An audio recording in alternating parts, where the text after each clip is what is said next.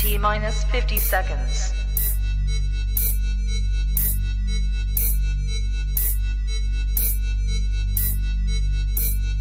T minus 40 seconds.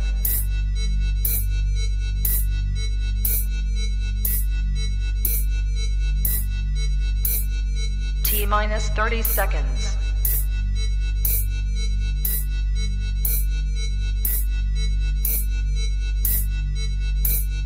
T minus 20 seconds.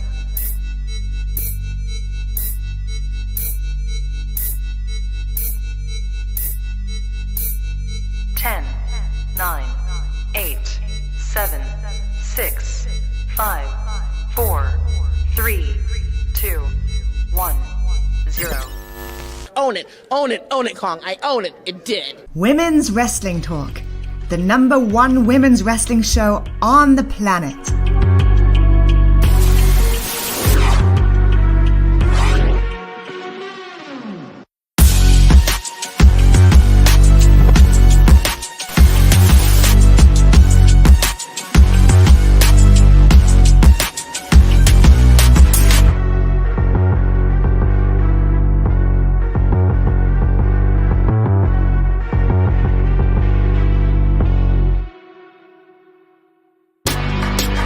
Women's Wrestling Talk, the #1 women's wrestling show on the planet. What's up, y'all? Welcome to Women's Wrestling Talk, the #1 women's wrestling show on the planet. I'm TK Trinidad. Welcome to WWT Live. Today is the 10th. I don't know. August gets all kind of like weirded out for me. I miss my days. I thought it was like August 4th, like literally a couple hours ago, but we're the 10th.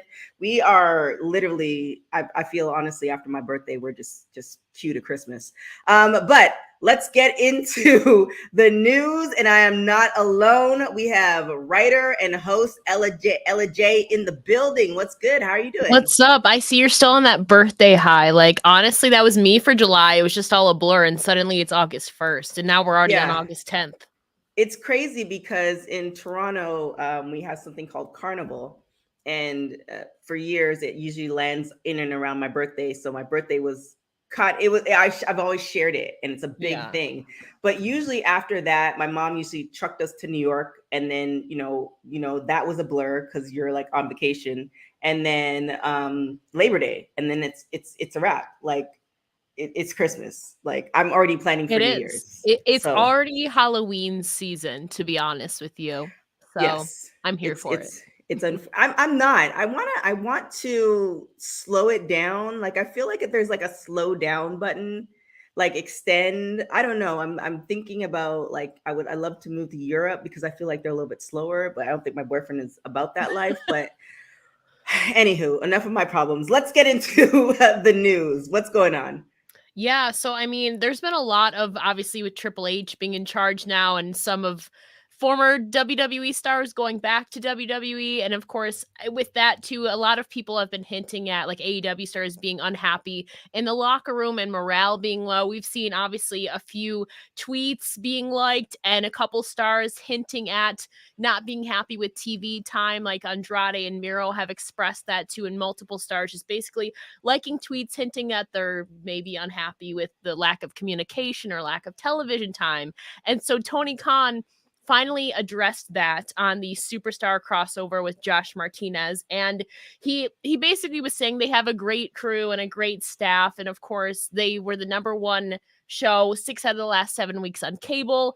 And he's saying that they're having a lot of great camaraderie, but he can't get everybody on the show. And he said it is challenging in some ways when you have 3 hours of television. I get that. If you're looking at a competitor that has 7 hours of television, the people in that company are twice as likely to be on TV. If you look at it that way, it's very competitive for spots, but it also means people have to make the most to maximize their time that they do get, whether it is on TV or streaming and all of that stuff. So basically he was just addressing that. And I mean, I get it. They only have like 3 hours of television time and the rest is on streaming. But when you don't have a Sunny Kiss on television for over 2 years now, I mean, I get stuff is competitive, but to have people not on for 2 years now, or only on, like, who are there regularly or signed and only on Dark or Dark Elevation, seems a little bit counterintuitive to me. I get it. It's a competitive, it's a market, it's a business too, but when he's also preaching that, they try to make the best of their time and showcase their talent and make it equal when it's clearly not. eh, I mean, I get why morale could be down and people are upset that they're not getting the most of television time or none at all. Right. I mean, it's the nature of the business, and you can't really Yeah. compare it to WWE because Yeah. WWE has 7 hours, and there's Mhm. still people we don't see. Yeah. So, if anything, and I get it, trying to fit everything, and storylines and all this other stuff. It is challenging, but I feel like that was a very PC answer. And on top of that, too, what I've been saying, because every time somebody, well, I mean, again, we're in a new era now, so the likelihood of WWE superstars getting fired 4 times during the year hopefully is not going to happen. But anytime somebody gets let go from WWE, everybody's always clamoring that they should go to AEW. But the problem is, and what I've always had is, you sign these people, and I'm all for people getting checks, trust me, but you sign these people and you don't have anywhere for them to go. Or So you show them on why? TV once and then they're never Right. seen again or just seen on Dark Elevation, and there's already an oversaturation of talent. So of course they're Mm-hmm. gonna be fighting for more spots. And he said, I mean, he's acknowledging that he said they have to make them maximize the time that they do get. But also it's hard that too on Dark Elevation or Dark where you're maybe wrestling for a minute and a half, 2 minutes tops. So I mean that's kind of a small window of time to in order Right. to maximize it. Yeah, that doesn't, it's not that, I mean, let's be honest. This is very much scripted. This is not Yeah. like basketball or football where or any other sport where, you show up and you show out and they're going to give you a spot. It's not like that. We have great wrestlers, but they're terrible on the mic. Like, wrestling encompasses so many different things Mhm. for you to be a top wrestler. So yeah, it's I mean, but again, if I were in Tony Khan's position, that's exactly what I would say as well. Like, what can you say that's not going to get you in trouble? Like, Yeah. you can't say the reason Sunny Kiss has been on is because statistics say blah blah blah, or we feel what, like, they can't. I'm pretty sure there's a whole reason why. And again, not an advocate for people losing their jobs, but it's just kind of like, you have ROH, you have, actually, you probably do have an equivalent of 7 hours of television in some way, shape, or form. So, that's very much an excuse. And I think the recommendation, if I were, because I do want to be like this counselor where I live on the island and people just call me, I just send advice, and you just send a check. My recommendation is just stop signing people. Stop signing this people from this point on. We're going to get into Madison Rain and her thing in the company, but stop signing people and then start creating storylines. And if those storylines don't work, there's plenty of other promotions and the indie scene, and if wrestlers want to wrestle, because sometimes there are people, I've always used an analogy that people want to, like, people who realize that, hey, I'm going to be on the bench and I'm cool with that. I could make a living. I can go to my family. Like, if you're cool with that, then that's fine. But for people who want to, make it known, and then, we'll get into the next story too, essentially getting the hell out. So what's that story about? I mean, pretty much too. I mean, Dustin Rhodes, who's a legend in the wrestling business. I mean, talking about like people leaving WWE, like we said, people in the AEW locker room were also, like we said, unhappy. Like, we've also seen Joey Janela and Alan Angel say when they left that they weren't happy, that there was a lack of communication and lack of television time, and overall being happy before they didn't resign. And Dustin Rhodes said like a hilarious quote about people possibly jumping ship to WWE now that Triple H is in charge, and also tying in with the unhappiness in it. Basically, he said, if your contract's up and you've had enough with AEW, go get the F out. So that's the headline too. There's more. He was talking about Triple H too, and it being like a different place and all of that. And how he thinks it's going to change a little bit with storytelling in the business. But basically he was also kind of addressing the morale being low pretty much. And he doesn't think that people are going to jump right back to WWE. But obviously, if they're unhappy, much like Tony Khan, well, Tony Khan didn't tell him to get the F out, but that's what Dustin Rhodes said. Right. Yeah. I mean, again, not advocating to people losing their job. And it's definitely a difficult position where if you're not happy, because I've been there before where I'm not happy somewhere and it's just kind of like, but where I am on paper, it looks really, really good. So do you want to leave the money for, you know, the possibility of everything? So yeah, it comes down to what you value more. If you're happy sufficing just being content with just rolling in a paycheck, more power to you.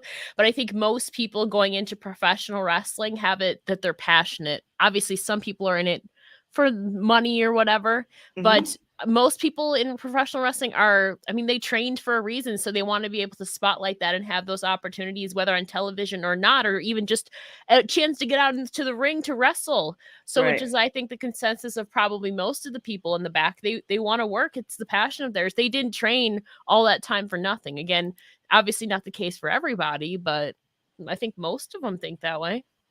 Yeah, I mean, well, we'll see. I definitely think just a couple stories we're even talking about that have to do with WWE and just talking about AEW. I feel like either in the next couple weeks, and hopefully it will settle down, or the next couple months, like there's going to be a drastic change of what we know of as far as wrestling. Where stars are going to end up, and you know where wrestlers are going to be, and storylines and all that stuff. So I'm kind of excited to see once. Like I don't want this kerfuffle to go on too long. I really want the sand to settle, or the dust to settle, so that we could see what happens. But I'm excited to actually see what happens, and that leads us to our next story. But before we get into that, we're going to bring in Mr. Bonner in the building. How are you doing? I'm doing fantastic. How are you? I'm good.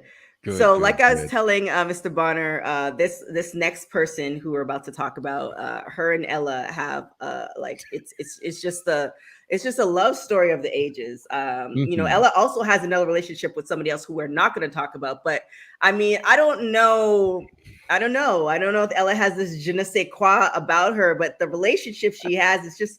I've seen it in person and I've seen it on Twitter. It's just all encompassing. And sometimes I try to insert myself just because, but yeah, I'm just in awe. And you know, to have a friend like this person we're going to talk about, she's an amazing individual. And yeah, let's get into it. Ella, who are we talking about? Well, I know Gerard I kind of want to see how Gerard frames it, because I know a little more to the story than what the internet says. So I'm sure. Let's hear it from Gerard. Oh, great. And then you'll either correct me or slice me. No pressure. No pressure at all. So here's the deal. You know, a whole lot tends to happen on the Twitter machine. And on the Twitter machine earlier this week, Mickie James was asked if she would end up being like Asuka's partner in the tag team tournament that's happening for the WWE Women's Tag Titles. And that's where she began to say, hey, no, I feel like I'm done in wrestling. And she went on to say, basically, what more is there for me to do? And she'd rather bow out screaming women's wrestling matters from the top of the mountain than the valley. And so when you start thinking about all that she's done quite a bit. I mean, she has been a world champion in WWE. She has been the flagship in Impact. She helped put together the whole Empower situation in NWA. Then she managed to make history and go back to WWE and be in the Royal Rumble as the Impact Women's World Champion, or the Knockout World Champion. So, I mean, she's done a ton. She's done a ton. And so I think what happens to us as wrestling fans is wrestlers are immortal to us. They never die. They never go away. But I think we have to realize that for them, they still need something to accomplish.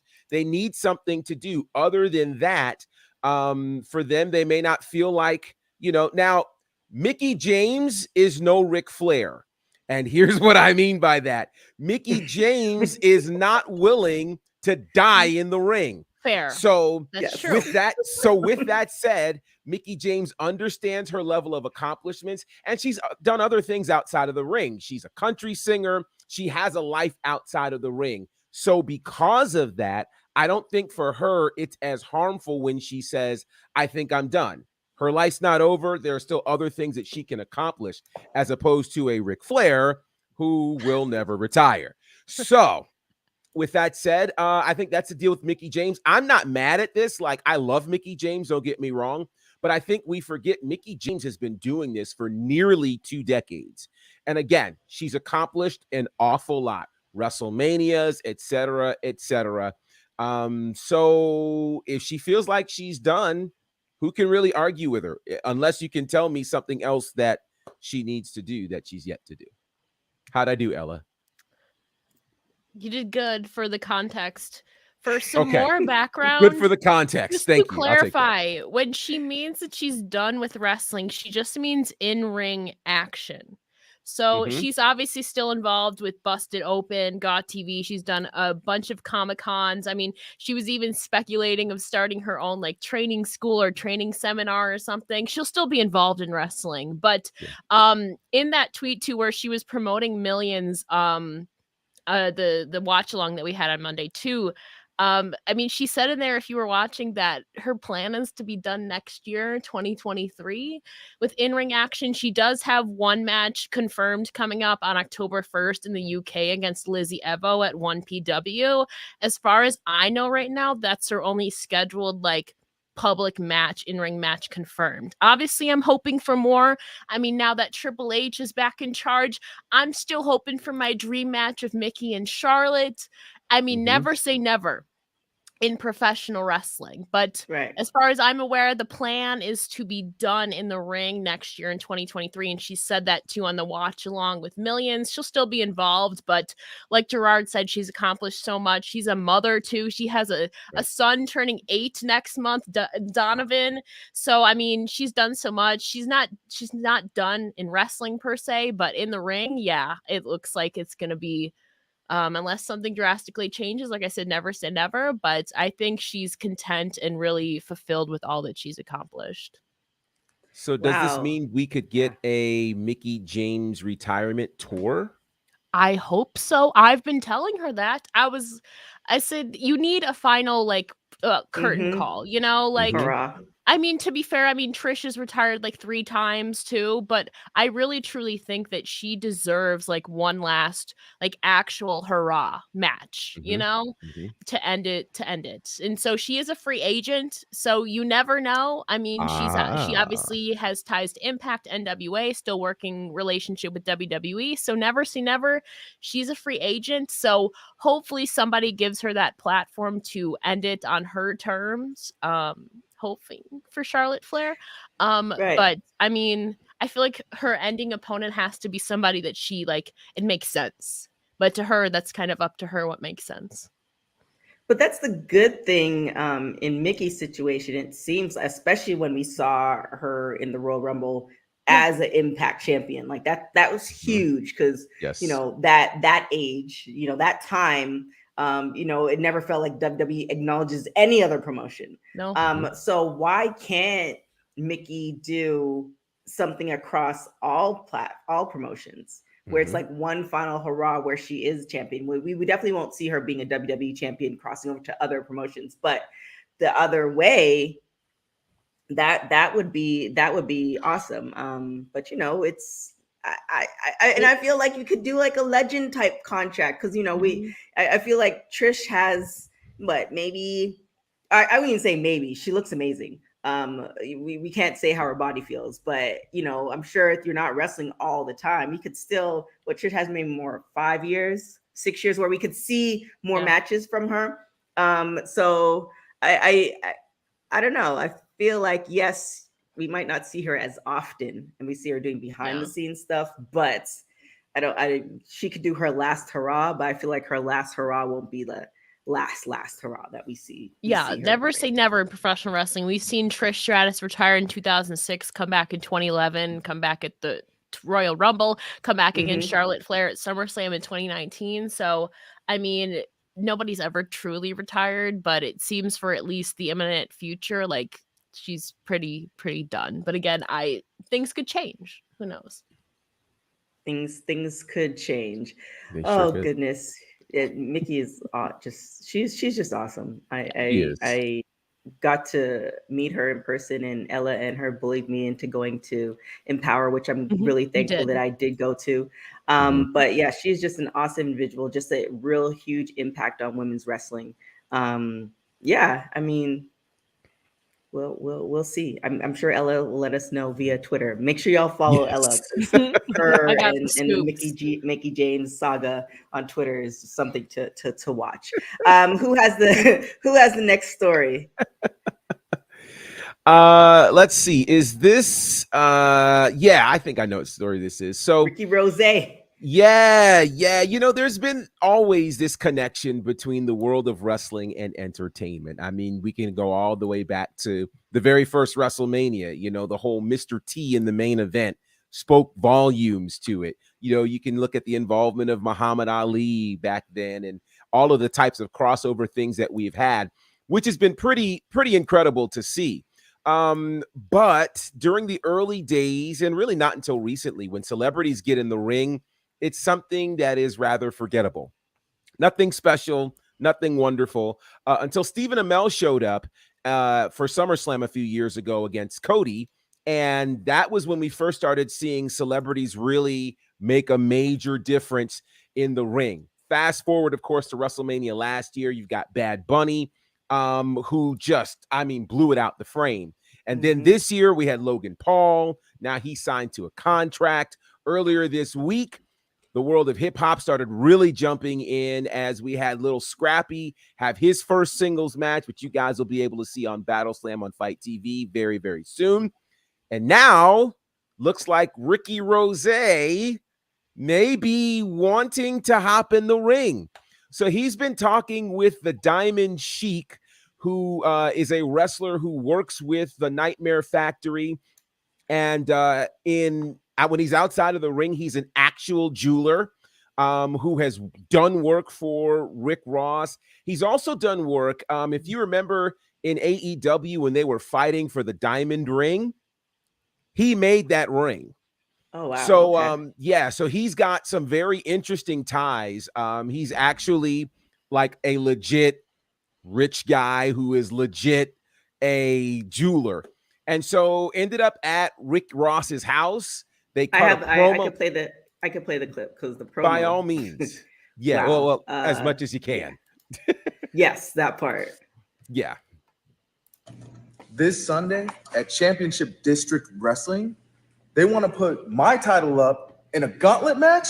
What we got to say about that, boss? Man, it's the biggest boss in the game, Ricky Rose, and none of you other motherfuckers are qualified for this motherfucking belt right here. This is the Diamond Champion belt. And for those of you that don't know, this is the Diamond Sheik. What up, though? And for those of you who don't know, he's a certified diamond jeweler. Big money. Real wrestler. You guys have to watch the rest of it because that promo, like, so they have one that's 45 seconds and they have another one that's like a minute and almost 2 minutes. That was a believable promo. I'm like, oh, okay. Yes. I mean, I didn't doubt him, but Right. Rick Ross talked about how he watched wrestling as a kid and all this other stuff. And like, and you know, he has been working out. He's been doing I don't know if he still does CrossFit, but I know he was big in CrossFit at one point. So I kind of want to see how that looks like. Yeah. I think this gets really interesting. Now, fans have all noted when they watch this promo that he did have one minor gaffe when he did a shout out to the Iron Sheik and said, "Rest in peace." Doesn't quite know that the Iron Sheik is still alive. But who's going to stop Rick Ross when he's on a roll? Yeah. Not me.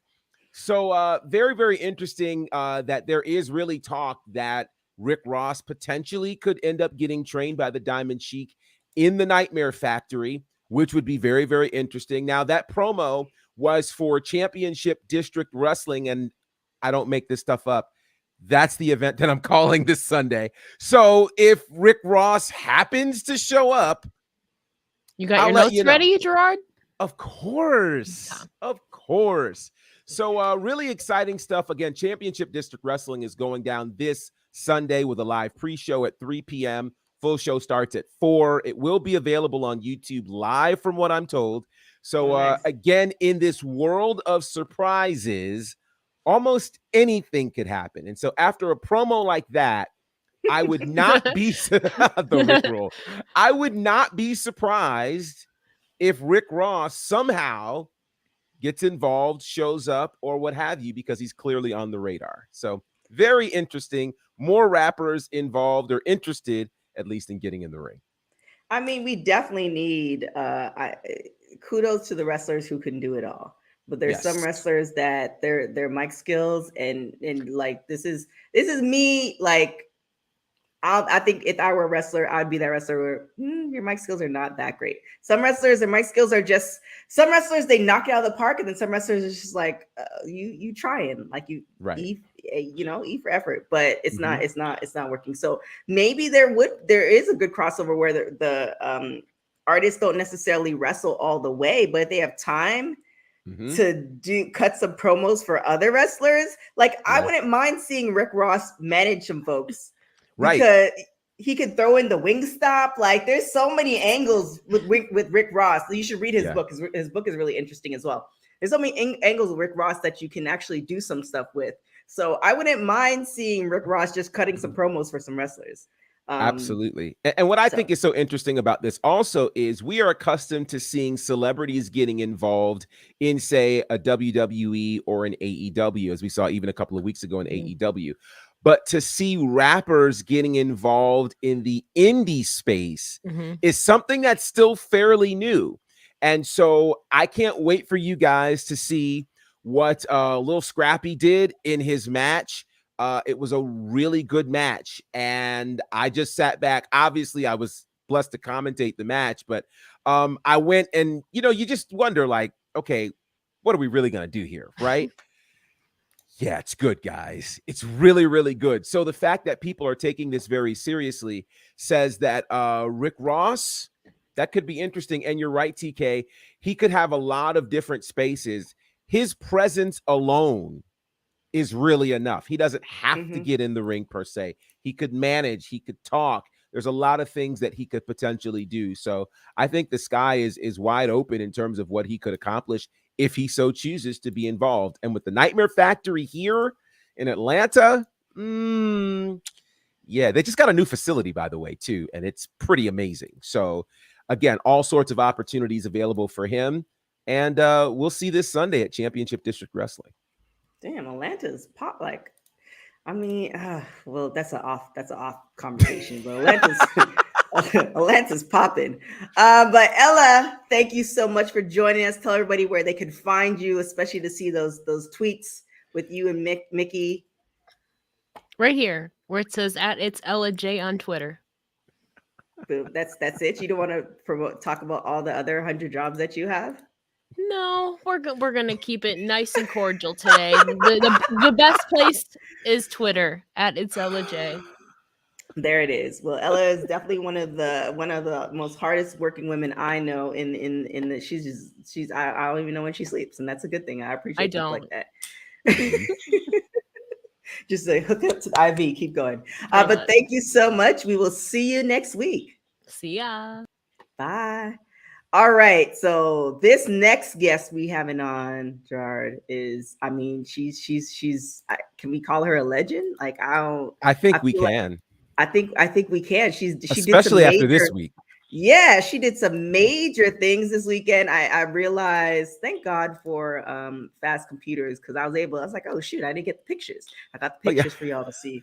Because she did some major things. So Miss Jenna. Wow, what an introduction. Get out of here.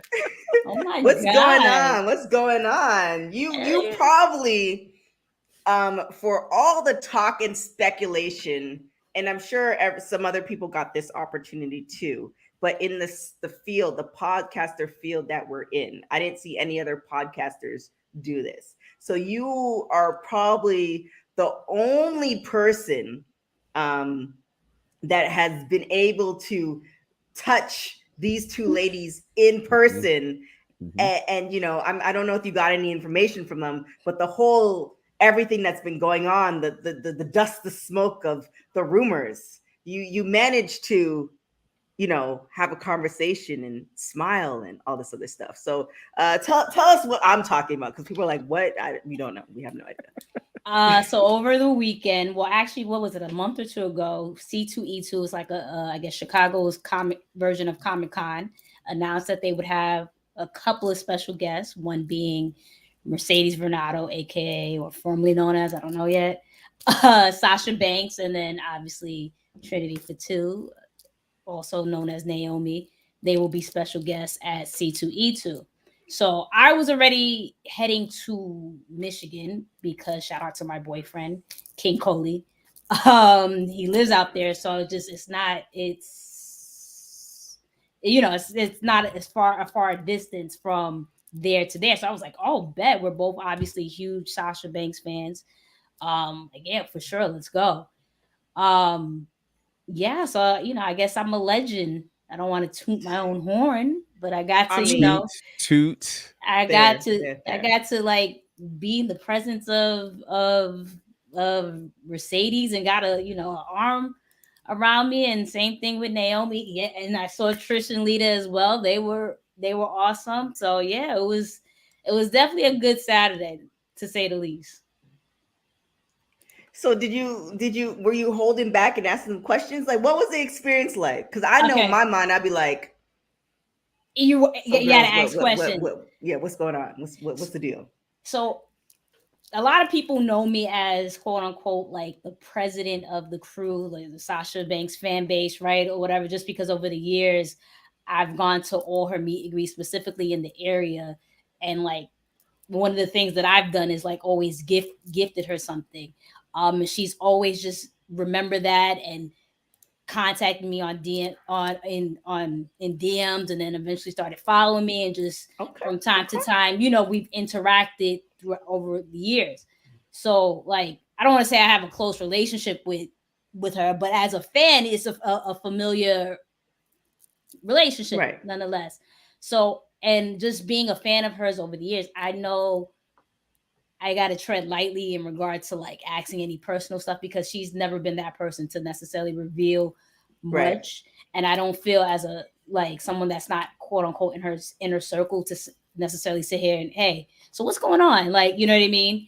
Because I know she's not going to reveal that, especially in that type of setting. So in regards to her, no. Shout out to my co-host Blue,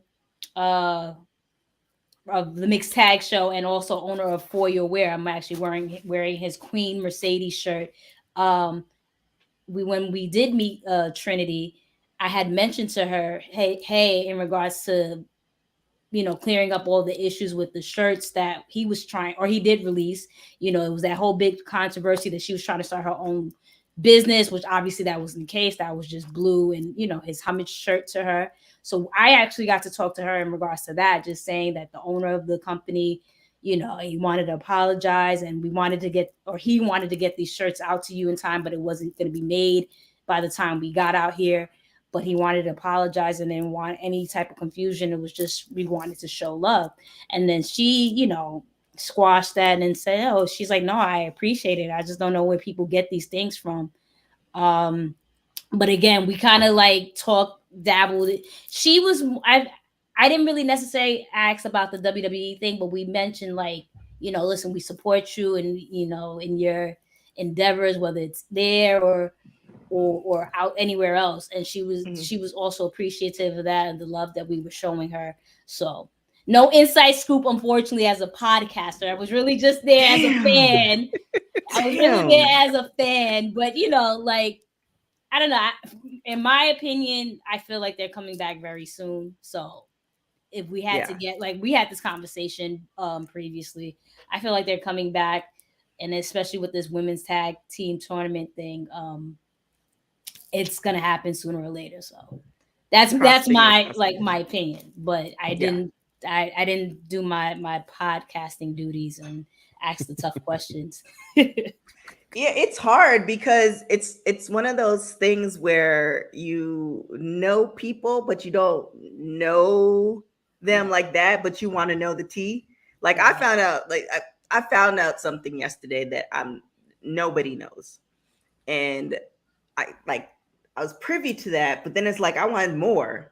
Yeah. Like just it's one of those things, and I know that I met Trinity, and it's like it's hard for me. It's hard for me, especially when they get injured. They get injured, and you're like, look, like, can you just tell me you good? Like, let's Yeah. yeah, those type of stuff. So it is hard. I would definitely be in the same position that you're like, okay, I'm here, but I don't want to overstep my boundaries, that type of thing. Exactly. So, but your Exactly. pictures look fire though. Like, Get out of here. ah, Stop. Stop. So okay, with the jeans. So- I mean, we didn't get the kicks in there, but it was, it was a fire fit. So I've got to ask, because one of the reasons everybody's talking about you, Jenna, is because there is controversy from this weekend about Sasha keeping her distance while taking pictures with some of the fans, and you were one of the few that actually were able to actually physically be close to her in a picture, while there are other pictures with fans where she's keeping social distance and the like. You care to talk I was about the only one, damn it, that she touched. The only well, there's one. that. I'm being generous, but you were the only one. And so talk about that, because there were some people who felt like, why is Sasha keeping her distance? And yet you were one of the ones to be able to get her to actually have a picture with you. Why do you think that was? Well, again, like I mentioned just before, there's a familiarity when it comes to me and her. Again, this is someone that's been following me on Instagram since 2019, and we've talked like via DMs, right? And I guess I feel like there's a level of, if I'm just going to speak for her, I would feel like there's a level of like a trust, right? Hence the reason why I didn't sit here and go, hey, so what's going on with you in Right. WWE? Because you work hard to build these athletes, that relationship. Right. You don't want to kind of squander that. So it's always been a thing where, even though obviously I'm a huge fan and I've showed you that I'm a fan, I've still treated her as like a regular person. So it's just like I said, it's just the level of trust. Like I know this girl. Like we're Right. like, and then the thing is, my comment on Twitter got completely blown out of proportion. She did say it's fine. She's my friend. She did say that, but it wasn't like I was like, I believe like we're the best of friends. Like, oh, we're gonna sit here and when I'm in Orlando, let's link up, or you know what I mean? It was nothing of that sort, but just people came at me crazy talking about like, oh, I hate to burst your bubble. You're not actually friends, and this she won't even remember you. I'm like, Damn. oh, yeah, and I was like, well, you know what? You're dumb, because you must be new, because clearly everyone knows that we're cool with each other. Right. But so me speaking for her, that would probably be the reason why, and shit, all the stuff that I done got her over the years. Yeah, put your arm around me. Like, yeah, for sure, put your arm around me. Too, that monkeypox is a thing. Like, very much real. It is very much real. So like, depending on how many people she had to like, and I know I didn't get to see the pictures. I don't know how y'all be catching the Twitter stuff. Like, I didn't even see any of that. But like, how far was she in? Like, was she like arm distance away from them? Was she doing a little church hug type thing? She was significantly. She was significantly far. And the funny thing is, right before my picture, my boyfriend and his daughter went before me, and his picture went viral. Like, I guess he posted it on Twitter, and it went viral on like Facebook and all these different places. Like, oh, she hates kids, this, that, and third. She's mean to her fans. But it's like, I feel like his daughter might have been shy, that, especially with the distance. That's why it was so far apart in that sense. But yeah, it was like significant distance, at least for the first day. The second day she came closer. Still didn't touch people, but she came very like closer. So like, I don't want to be naive or be that biased fan. I just think that her staffing or the security, whatever, like kind of went overboard with the amount of distance. Like, because like I said, when I came up to her, and it's a natural reaction to put your arm around somebody. So that's what I did originally, and she came close because again, I guess that's just like the trust level or whatever. Right. Yeah. So it's like, and then all of a sudden they were like, whoa, whoa, whoa, whoa. And she's like, no, it's fine. So I feel like maybe that was kind of the thing, the tone that was set with everybody, like staffing was like, you're going to stand right here. And then she was just kind of on something like, oh, okay, we'll take the picture. You know what I mean? How much did it cost to do that? Like how much were the pictures to take pictures with her? For her specifically was 90, and then with Trin was 50. And then I got more hate, like, oh, well, if that's your friend, why did you pay? And I'm like, well, first of all, she didn't know I was coming. 1, 2, you can't necessarily demand and go to a con. I know this person, the person that's over here, right. I know. Yeah, let me get it free. So and that's they have to make money too. They got to make money, and that's what you do when you support someone. And 3, I'm very certain if it was a thing where I didn't pay for and I'm not even trying to like brag, but I'm very certain if I had the chance, like, oh, I didn't get pay this ticket, can I, whatever, I would have been able to do so, because that was what happened with the group shot. We were going to take the group because they had with both of them, and we were going to do it, but the ticket was sold out. So I had asked the guy and told the guy the familiarity with us, and he was like, all right, well, let me see what we can do.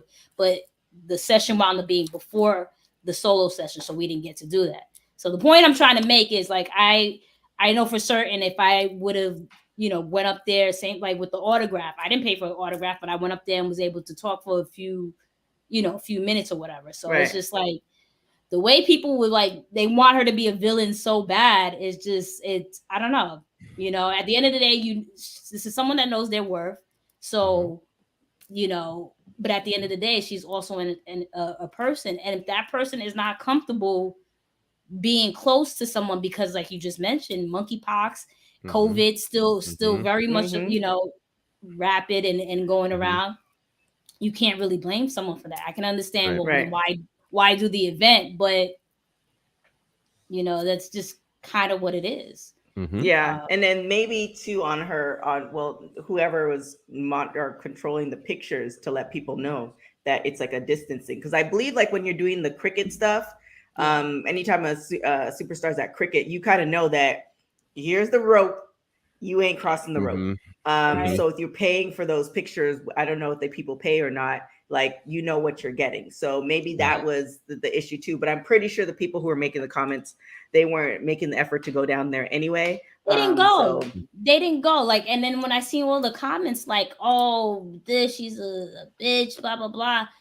The people that actually attended weren't complaining, right? There was one person that posted on Facebook that was a little upset. And listen, I get it, because if you paid money, I don't expect to be here and you here. Like, I get that. I'm not even I'm not faulting anybody for that. But if the majority of people that's complaining is people that didn't even go or pay the money, which is always the case. It's always the case. And like, I don't want to say this, but it's the case when this is your skin color, it's a whole nother, issue upon itself. Because again, what was it, a year or two ago, Cena did C2E2 in New York Comic Con. If I'm not mistaken, he had a plexiglass that actually separated him and the fans. Wow. There was absolutely no complaint or outrage in a plexiglass. Like, understand, a plexiglass is separating from you and this man. There was not one complaint. And I even saw, people justifying, oh, well, you can Photoshop that out. Well, then if you can Photoshop a plexiglass out, you can Photoshop you closer to. Yeah, you can just have to cut the space. And that's it. So I'm like, it's just, you already know what the agenda is when it comes to the hate for Mercedes and Trinity. Trinity, or Naomi, however you want to call it, she was more her hand around people. I think it was more so during the group shot. She wasn't as close, but she was more, all right, let me put my arm around this person and that person. Sasha was like, yeah, I'm not touching anybody. except Yeah. for Yeah, and we Jennifer. don't, and we definitely don't know, the experiences. Like if you have Sure. it's definitely a lot different if you had, family members who passed away with COVID or somebody Mhm. close to you. Kane, which I did mention on Monday, Kane has COVID and he's Mm. going through it. Yeah. If you had family members or friends who had monkeypox, like if that's something that you've seen and it's in your circle, then you're going to be a little bit more cautious opposed to people. We saw it all the time during COVID where people like, well, I don't know anybody who's dying, so I'm going to go to this party, right? Right. So like, Right. it's definitely different. But again, if just that's I why I just- don't be on Twitter like that. just- I can't even. I know, and like like I genuinely just posted it because again, like The pictures were fire, and Yeah, the they were. background, like I don't know that you planned Yeah. that outfit, but You that see the whole color is just it looks like that's my homie. I was like, it's Yeah. yeah. we were cool, and I just posted it just like because again, the majority of followers that I have, obviously, it's like wrestling people, but like specifically, it's like the Sasha crew. So it was kind of like Mhm. posting it for us. I didn't think to turn around and say, "Oh, I was gonna get 4,000, 5,000 likes on the picture," and then all these different comments of, Sure. "Oh, it's not really your friend. You look, blah blah blah." I'm like, okay, cool. Like like I'm not losing any sleep. Like I have a great job. I drive a Benz. Like I'm. Listen, I'm good. Flex, in why don't you? I know. No, because it's just like people think that like it that I'm like. At the end of the day, I enjoy wrestling as much as the next person. I do this. Sure. This is a passion of mine. Just and getting to see my boyfriend and his daughter is have a great experience. That made it even better for me because I've done it so often, specifically meeting her. So just to witness that in person, that was awesome for me. So like no one can take that away from me. So if you want to sit here and say, oh well, whatever, I'm like, look, my life is great. And then at the end of the day, a lot of people sat here and complain about her and Trinity. Listen, JD with those comments though. JD. How do you pay those Mercedes-Benz payments? With Right. that WWE credit card? pay me. It's just, and then no one got to see like everyone was complaining about how the pictures were, but no one actually got to see the autograph sessions where fully engaged with the fan in front of them. Mhm. Like I took the video of Sasha talking to my boyfriend's daughter, the sweetest person in interaction. And that was just, and then you just witnessed it with everybody. It was no issue. It was a fun time, I would say, for everybody. Like I can't speak for everybody, but I would think so. But it's just, I don't know. People choose to complain about a picture. Like, yeah, that's really what it comes down to. It was a slow day for them. It was a slow day. It has to be like and it just shows someone's star power because if you're really sitting here complaining about the distance of a picture, like that person's star power is off the charts. So yeah, and the thing is, if she does, or when she does, I mean, be a heel and call it a day. Are you staying with us for the last two stories? Or you popping out? You gonna go to the was there a Soho in New York? What you doing? You think I'm rich? You think I'm just gonna sit here and go to Soho and start shopping? I don't know. With that WWE credit card, anything is possible. I don't know. Anything is possible. No, I think right now with WWE's funds, they're trying to be very lenient when it comes to miscellaneous funds. So I don't have access. I don't have access to their credit cards right now. That part. Do you want to talk about that story? What story? It's up next. I didn't get the chance to see. No, you good, Gerard. You're the one who pitched this one. The $5 million. Yeah. So great segue. Exactly. Fault me not, but I have been really obsessed, dare I say, with how much money Vince McMahon has been shelling out to to cover his impropriety. And so there's been more investigation, and WWE and the investigators have discovered yet another $5 million that is That's unaccounted for Vince McMahon and his dealings, which now takes his total up to somewhere around $19.6 million that he has shelled out over these last few years to cover up his sexual misconduct. So again, some interesting numbers to just kind of make this make sense. WCW and its entire library, he paid $4.2 million for. Wow. Yeah. And then, of course, there was The Rock and Danny Garcia, who bought the XFL for around $15 million. So apparently, whatever Vince did with these women was apparently to him worth more than WCW and the XFL combined. No wonder WWE is making such an amazing parting of ways between them and Vince McMahon. And apparently there is likely more to come from this. So WWE obviously is going in a different direction. They don't mention Vince. They don't talk about him. They can't. Yeah, well, they can't. Yeah. But that new T-shirt they released last week was Is insane. Quite insane. I could not believe my eyes when I saw that T-shirt. And so I think it speaks to what they think about him. And obviously they know more than we'll ever know. And that's obviously why they've done that. But yeah, the tally now is $19.6 million that is unaccounted for. And where that really puts WWE in a bind is they literally have to redo their financials to account for this. So that's really where it's super problematic for them. Those besides the bookkeepers and accountants are probably losing their mind, because I know my bookkeeper, she loses her mind over a couple hundred. So Yeah. I about that. A whole 19. A whole 19 million. A whole 19 million. Yeah, that's a lot unaccounted for. You know, what's obviously the whole story is insane, but just to think over specifically the past couple of years, like all the budget cuts that they've made, right?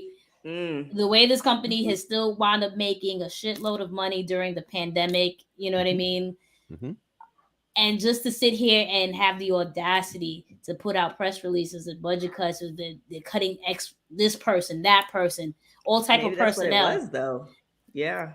And 19 million of that money, obviously, this is over a span of quite a few years, but just to think, like, that's money that could have been allocated into whether it's salaries, pyro, you know what I mean? Like how long we had to wait to get pyro back, or different stage sets. You notice how quietly, you remember when they decided, all right, we're going to do the 2 different stage sets for Raw and SmackDown, and the pandemic happened and it went away.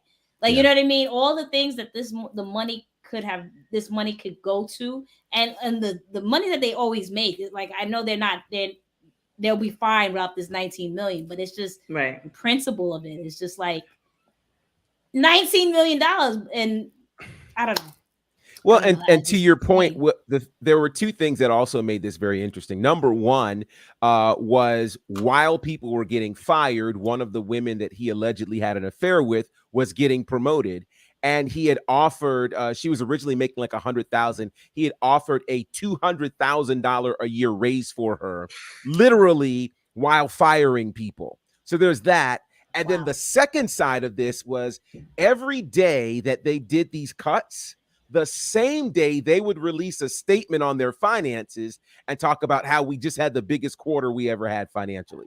So just not reading the optics of that very well for them is a bad thing. And again, you now sit back and wonder, now with a number of those folks starting to make comebacks, it's very clear Triple H is trying to right certain wrongs with people who have been released and money being allocated. It is crazy when you put it all together in context.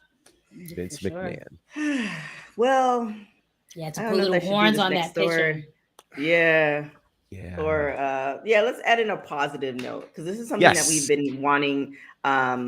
We've been talking about for a while, especially for women's wrestling and in particular AEW. So you want to take this, Gerard? Sure. Madison Rayne, who is a former Knockouts champion and tag champion over at Impact, is now made her way over to AEW. The signing was announced last week among several other signings, but she's going to be coming over to help women's talent with both promo and character work. Now, this is pretty significant for a couple of reasons. Oddly enough, we talked about Dustin Rhodes earlier in the show. He had been the primary women's coach for a while, but now, of course, to have Madison Rayne come in and do that is really significant. The work she did over in Impact and in Ring of Honor was really stellar work. And if you look at a great portion of the AEW women's roster, still fairly young in the business. So to be able to have leadership come from a woman of the caliber of Madison Rayne is really, really significant. She ended up having a match last week, which was on television, but she really does desire, as she mentioned on Busted Open this week, she really desires to help a lot of women in this particular space. And I think this was a very smart hire by AEW to have a woman really help coach the women. That just is one of those things that just makes sense. No offense to Dustin. There's obviously experience he can bring, but Madison can bring a much different perspective. And it is certainly needed in AEW's women's division. So I'm intrigued to see how all of this is going to shape up and shake out over the coming weeks and months in AEW. Yeah, I'm excited, but we'll see, because you can hire. It's like, remember when AEW or WWE hired like 3 black writers? Yes. Writers, and I think they're all gone. So well, one of them didn't act very wise, so there was that part. Yeah, well, I mean, yes. Yeah, well, you can't go on the podcast and say you don't know who the world champion is. Like, yes, this is. But true. wasn't she? Was it not a? I'm not defending that, because I understand that's kind of crazy, but it's like, wasn't it a joke or something like that? I didn't think it was, but even if it wasn't a smart joke. It wasn't a smart joke. It's just, I feel like, again, and I hate to put the race card and the whole gender thing, but it's like, you know, we have like a short leash, a leash, and it's like, whatever.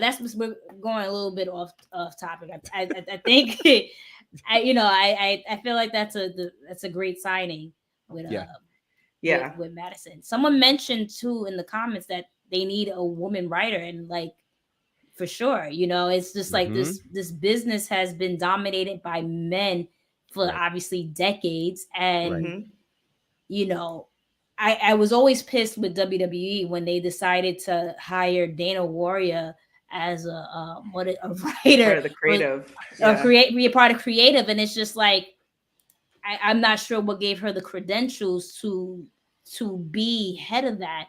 And it's always the same thing throughout the years. Like, yeah, we've had great women's storylines, but it's like, for the most part, a lot of it is based off betrayal or something catty, right? And it's just like, that's not what all women go through in life, right? So just to shout out to AEW for like being like getting a fresher mind in there, and maybe get something just innovative when it comes to the women's division, because it's sorely needed.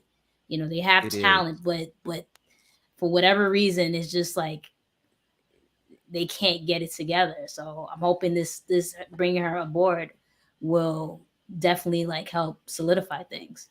For sure. Hopefully, and they also filed for a trademark for All Elite Women, which there's thoughts that could turn into a TV show or what have you, which, if they do have a dedicated TV show for the women's roster, that's a good thing.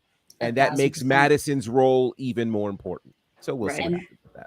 Right. And this is something that we kind of been, I feel like a lot of fans have been pitching for WWE. Like, agreed. Let's get a women's TV show going. So for them to, hopefully, if that's what that trademark is for, that's definitely a good look.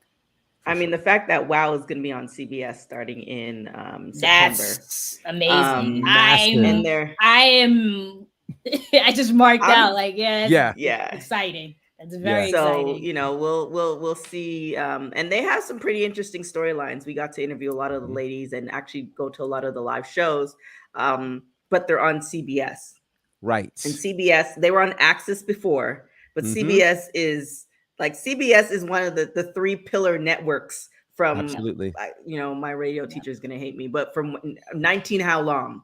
Like Yeah. they're that. Yeah.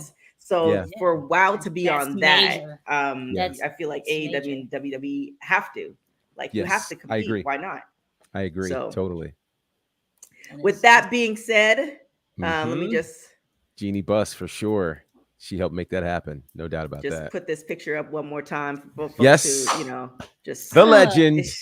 it's a nice picture. Like that's why It is. that's why I don't do pictures, because there's always something wrong. My hair's wrong, my outfit's wrong. Like it's just too much. So Listen, to get a quality picture like that that was luck, because normally, like, when it comes to like meet and greets, I'm like cheesing super hard and like face all like sweaty, and it was just everything was meant. So yeah.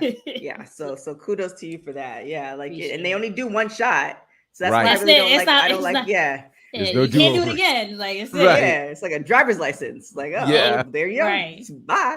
Exactly. Yeah. With that being said, Jenna, where can everybody find you? You can find me apparently, because my social medias has been like on fire the past couple of days. You can find me at Miss Jenna Baby, BAYBEE. You can also find me at the Mixed Tag Show. We're currently on a little hiatus. We plan on probably starting some new episodes in September. So definitely look out for that at the Mixed Tag Show on Instagram, Twitter, Facebook. And also shout out to my co-host Blue, again, Blue Magic Grind, spelled as a sound, owner of For Your Wear. He has these Queen Mercedes shirts, and also I don't know if he pulled them already in the Trinity shirts. So shout out to him for doing big things with that. And you see, funny he's not here. I'm shouting him out and showing him love. I noticed that. You're both witnesses of that, because remember absolutely. a couple of weeks ago he came at me in the chat like crazy, and I'm minding my business coming home from work. But understand, I'm wearing this shirt.